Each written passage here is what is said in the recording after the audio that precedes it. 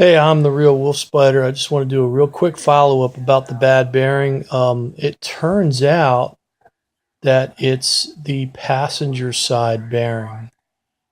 So, not always is the trick of turning right and left and seeing which tire you load will work for diagnosing. The only way to really diagnose a bearing is to listen to it. And that's what they did. They put it up and they put a stethoscope to it. They did say that the driver's side bearing had an ever so slight grind to it, but they didn't seem to think that it needed to be replaced.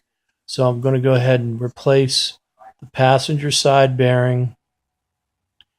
And also, they're going to redo the front end, the upper and lower bars, and realign everything that needs that. But anyway, that's it. And I just want to let you know that I made it safe. I saw that part with the truck, and it cut off suddenly, and I didn't want you to think that I got clobbered by a truck. So that's it.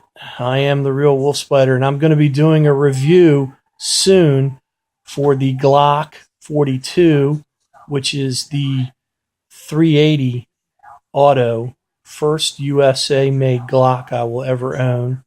Yeah, that's right. The 380 auto Glock is made in the USA.